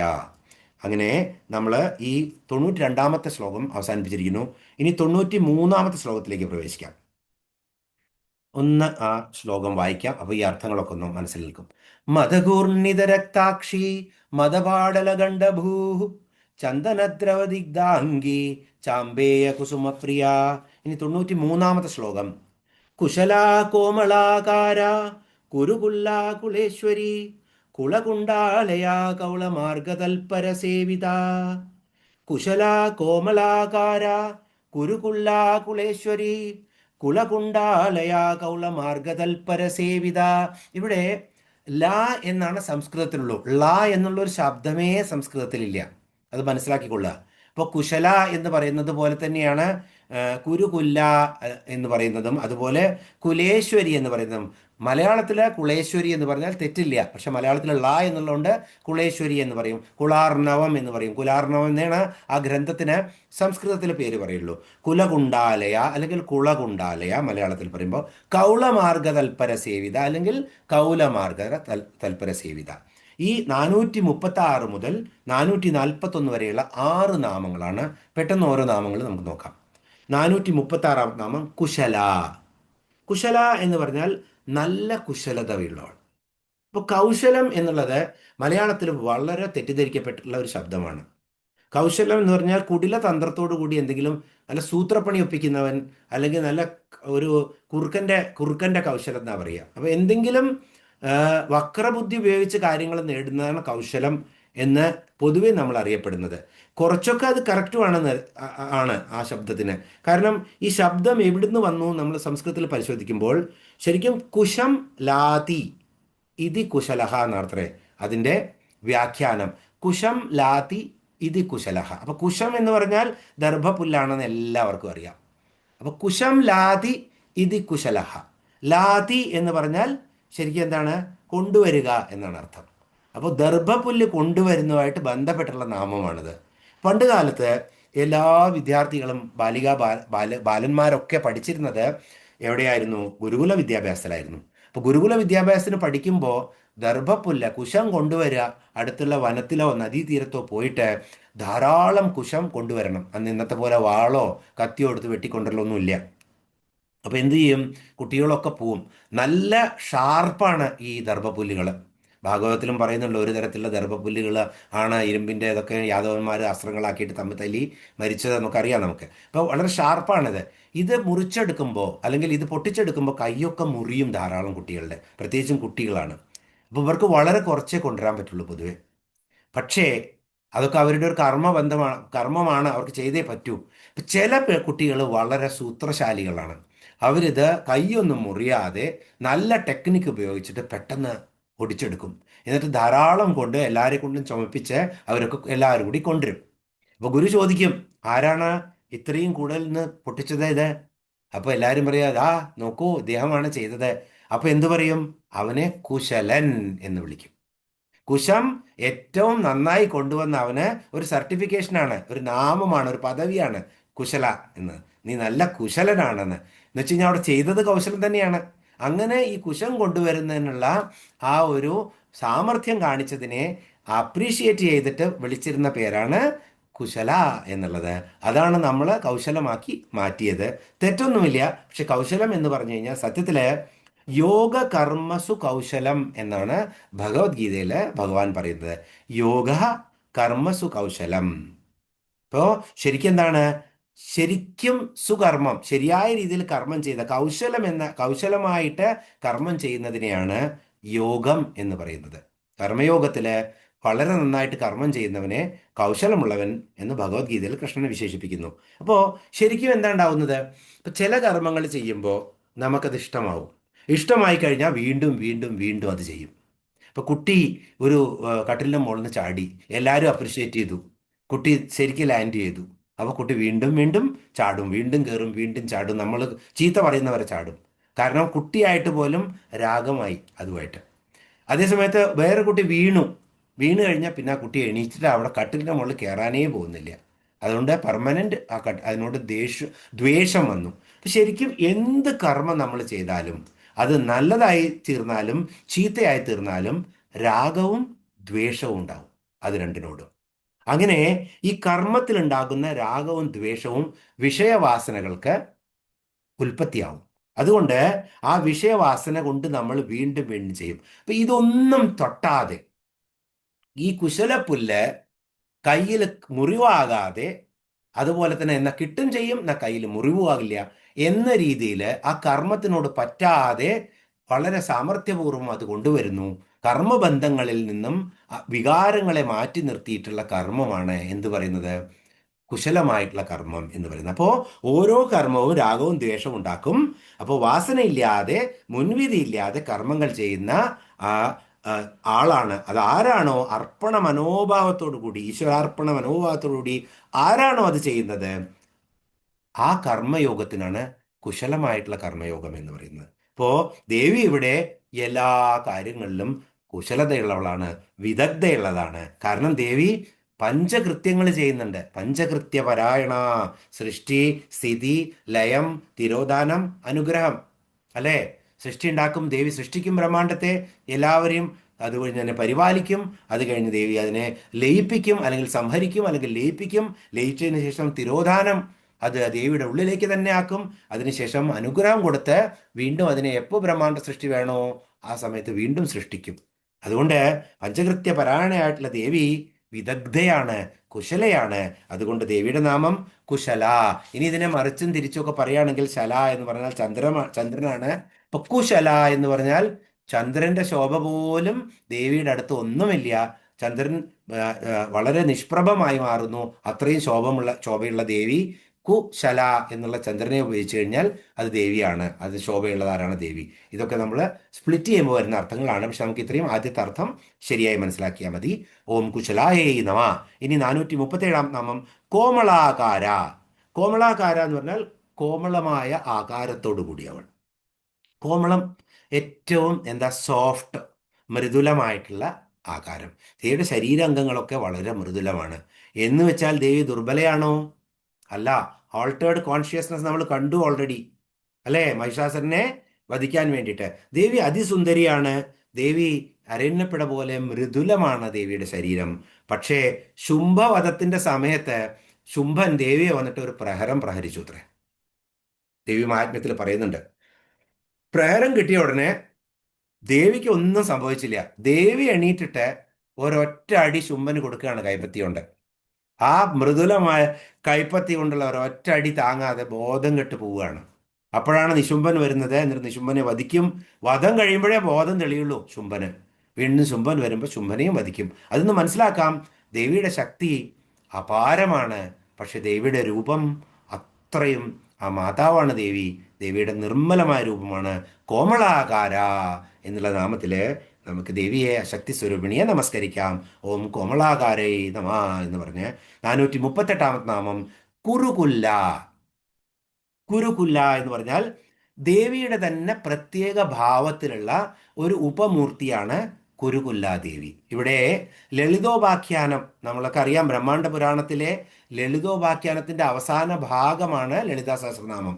അപ്പോൾ ലളിതോപാഖ്യാനത്തില് ദേവിയുടെ കൊട്ടാരമാണ് ശ്രീപുരം. ഇതൊക്കെ നമ്മൾ കണ്ടു. ദേവിയുടെ അഡ്രസ്സൊക്കെ നമ്മൾ കണ്ടില്ലേ? എവിടെയാണെന്നുള്ള ചിന്താമണി ഗൃഹമാണ് അവിടെ ഉള്ളത്, ഉള്ളിലുള്ളത്. അപ്പോൾ ശരിക്കും ശ്രീപുരം എന്നുള്ള പട്ടണമാണ് ദേവിയുടെ. ആ പട്ടണത്തില് വിമർശം എന്ന് പറഞ്ഞിട്ടുള്ള ഒരു ദ്വീപുണ്ട്, ഒരു തടാകമുണ്ട്, വിമർശം. അപ്പൊ വിമർശം തടാകം എന്ന് പറഞ്ഞാൽ എന്താണ്? വാപി എന്നാണ് സംസ്കൃതത്തിൽ പറയുക. വിമർശ വാപിയില് മാണിക്യം കൊണ്ടുണ്ടാക്കിയിട്ടുള്ള ഒരു തോണിയുണ്ട് അത്രേ. എവിടെ? ശ്രീപുരം. ശ്രീപുരം എന്താണ്? ദേവിയുടെ വാസസ്ഥാനമാണ്, ആസ്ഥാനമാണ്, അല്ലേ? ആ മലകളെക്കുറിച്ചും ദേവിയുടെ എല്ലാം വർണ്ണിച്ചപ്പോൾ ഈ ലളിതാ സഹസ്രനാമത്തിൽ വന്നു. അതൊക്കെ ദേവിയുടെ ഫിസിക്കൽ ഫീച്ചേഴ്സ് കഴിഞ്ഞതിന് ശേഷം ദേവി എവിടെയാണെന്ന് നമ്മൾ കണ്ടു. അതിനെ അടുക്കി വെച്ചിട്ടല്ലേ ദേവി വരുന്നു. ചിദഗ്നികുണ്ഡ സംഭൂത എന്ന് പറയുന്നു. പിന്നെ ദേവിയുടെ ആദ്യം കാണുന്നത് ശിരസ്സാണ്. ശിരസ് മുതൽ പാദങ്ങൾ വരെ നഗതീതി സംശന്ന നമജ്ജന തമോ ഗുണ എന്നുവരെ ദേവിയുടെ അംഗപ്രത്യംഗം വർണ്ണന നടത്തി. അതിനുശേഷം ദേവി എവിടെയാണ്, ദേവിയുടെ അഡ്രസ്സ് കണ്ടുപിടിച്ചു. നമ്മൾ അന്വേഷിച്ചാൽ കണ്ടെത്താവുന്ന രീതിയിലാണ് ദേവിയുടെ അഡ്രസ്സ്. ശ്ലോകങ്ങളൊക്കെ ഓർമ്മിക്കാൻ സമയമില്ല നമുക്ക്. അപ്പോൾ ഇവിടെ ആ ശ്രീപുരത്തിനകത്ത് നമ്മളന്നും ശ്രീപുര വർണ്ണന നടത്തി. പർവ്വതങ്ങൾ, 3 പർവ്വതങ്ങളുടെയും നടുക്കുള്ള ഒരു പർവ്വതമാണ്. ആ പർവ്വതത്തിന്റെ മധ്യത്തിലാണ് സുമേരു പർവ്വതം. സുമേരു മധ്യ ശൃംഗസ്ഥയായിട്ട് സീമൻ നഗരവാസികയായിട്ട് ദേവി ഇരിക്കുന്നത്. അവിടെ ചിന്താമണി ഗൃഹാന്തസ്ഥയാണ് ദേവി. എവിടെയാണ് ഇരിക്കുന്നത്? പഞ്ചബ്രഹ്മാസന സ്ഥിതിയാണ് ദേവി. പഞ്ചബ്രഹ്മങ്ങൾ എന്താണ് നമ്മൾ കണ്ടു. അപ്പോൾ അതൊക്കെ കഴിഞ്ഞ് ആ പട്ടണത്തെ വീണ്ടും പറയുമ്പോൾ വിമർശകം എന്ന് പറഞ്ഞ് ഈ തടാകത്തില് അല്ലെങ്കിൽ ഈ വാപ്പിയില് ദേവി ഒരു മാണിക്യ നൗകയില് ഇങ്ങനെ നൗകകാരിയായിട്ട് ഇരിക്കുന്നുണ്ട്. ആ ദേവിയുടെ പേരാണ് കുരുകുല്ല. അരുണവർണ്ണത്തിലാണ് ആ ദേവിയുടെ മുഖം. ആ ദേവിയുടെ നാമം തന്നെയാണ് കുരുകുല്ല എന്ന്.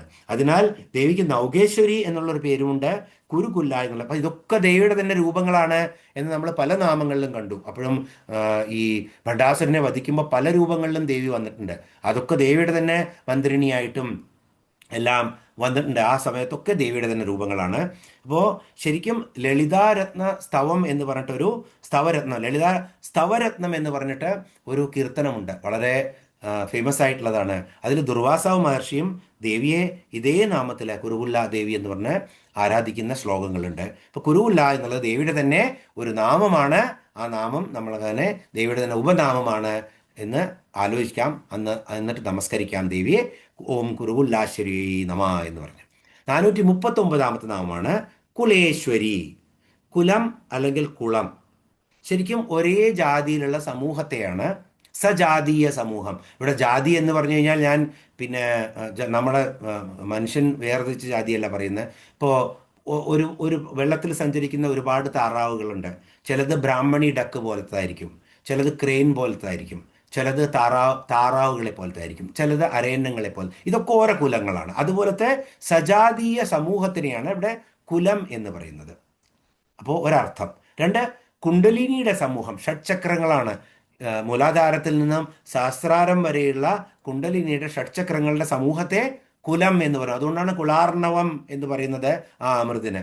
ഇനി ജനപദം, ജനങ്ങൾ സഞ്ചരിക്കുന്ന വഴി, രാജ്യം, ചക്രവർത്തി, അതുപോലെ തന്നെ ശക്തി, ഇതിനൊക്കെ കുലം എന്ന് പറയും. അപ്പോൾ ഇതിൻ്റെയൊക്കെ ഈശ്വരിയാണ് ദേവി. അതുകൊണ്ട് ദേവിയെ കുലേശ്വരി എന്ന് പറയുന്നു.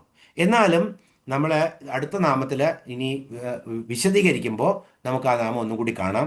കൗളം എന്ന തന്ത്രശാസ്ത്ര പദ്ധതിക്ക് ഈശ്വരിയായവൾ. ഇപ്പോൾ നമ്മൾ അടുത്ത നാമം വിവരിക്കുമ്പോൾ, അല്ലെങ്കിൽ അടുത്ത ശ്ലോകത്തിൽ വരുന്ന നാമങ്ങൾ വിവരിക്കുമ്പോൾ കൗളമാർഗ തൽപര എന്നുള്ള നാമമുണ്ട്. അത് വിവരിക്കും. ഇതിനെ പറയാം.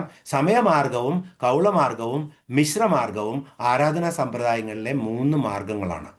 അതിൽ കൗളമാർഗം എന്നുള്ള മാർഗം വളരെ ബൃഹത്തായ മാർഗമാണ്. ആ തന്ത്രശാസ്ത്ര പദ്ധതിക്ക് ഈശ്വരിയായവൾ എന്നുള്ള നാമത്തിൽ കുലേശ്വരി എന്ന് ദേവിയെ വിശേഷിപ്പിക്കാം. അതുപോലെ തന്നെ കുലേശ്വരൻ എന്ന് പറഞ്ഞാൽ ആരാണ്? ശിവനാണ്. ശിവന്റെ പത്നിയാണ് ദേവി, പട്ടമഹിഷിയാണ് ദേവി. അതുകൊണ്ട് ദേവി കുലേശ്വരി എന്ന നാമത്തിൽ അറിയപ്പെടുന്നു. അതുകൊണ്ട് ഈ നാമങ്ങളെല്ലാം ദേവിയെ കുലേശ്വരിയാണ് ദേവി എന്ന് സ്ഥാപിക്കുന്നു. അതുകൊണ്ട് ഓം കുലേശ്വരിയെ നമ എന്ന് പറഞ്ഞ് ദേവിയെ നമസ്കരിക്കാം. അടുത്ത 2 നാമങ്ങളും പറയുമ്പോൾ കുറച്ച് കൂടുതൽ പറയണം. അതുകൊണ്ട് നമ്മൾ അടുത്ത ക്ലാസ്സിലെടുക്കാം. 440 നാമം അടുത്ത ക്ലാസ്സിലെടുക്കും. ഇവിടെ നിന്ന് നമുക്കിവിടെ സമാപിക്കാം. ഓം പൂർണ്ണമദ പൂർണ്ണമിദം പൂർണ്ണാത് പൂർണ്ണമുദച്യതേ പൂർണ്ണസ്യ പൂർണ്ണമാദായ പൂർണ്ണമേവാവശിഷ്യതേ. ഓം ശാന്തി ശാന്തി ശാന്തി.